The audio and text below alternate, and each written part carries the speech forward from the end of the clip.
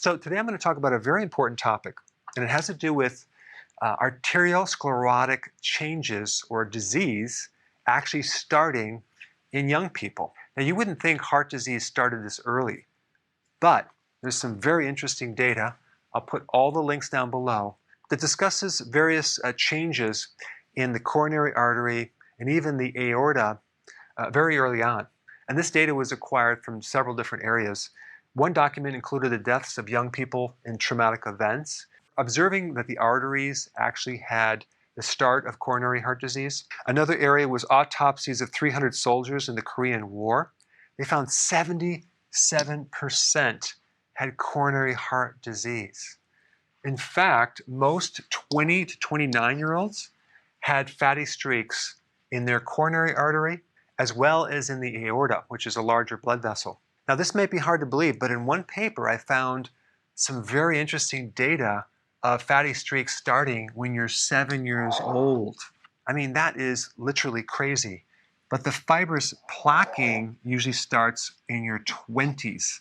But here's the catch: without symptoms. So the child, the young adult, has no clue what's going on. And if you have no symptoms, you're not going to get an evaluation. You're not going to get a test.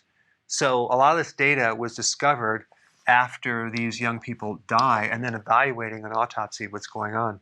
Now, how can this be?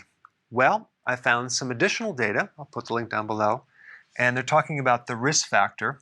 And the most important risk factor is the insulin resistance, okay? And this comes from consuming too many carbohydrates. So I did some more research and I found this study, the Diet and Coronary Heart Disease Study Project in 1967. And this was the percent of macros back then for children and young adults. 18% protein, 40% fat, and 42% carbs. So at the time, they assumed that it was the fat that was causing it, but we know now it's the carbs. The percentage of carbs for a young adult should be 5%, not 42. Now, even the American Heart Association is mentioning sugar and the reduction of that in children and young adults. They said that you should consume no more than 6 teaspoons of added sugar.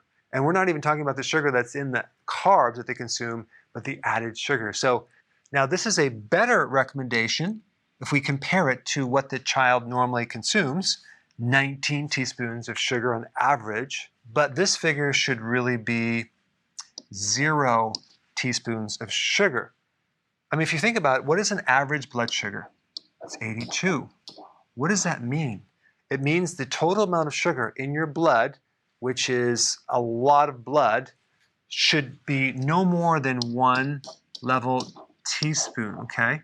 That gives you a blood sugar of 82. So anything more than that is going to be quickly removed from the blood and stored either as fat or cholesterol. And so insulin is actually working really, really hard depending on what's happening in the blood with sugar. So it's very obvious to anyone seeing this data, this connection of why a young person might have the beginnings of heart disease so early because they're just consuming too many carbs. And those carbs create several mechanisms that destroy the inside of the vascular system. So if you're new to my channel, I put an intro video up right here. Check it out.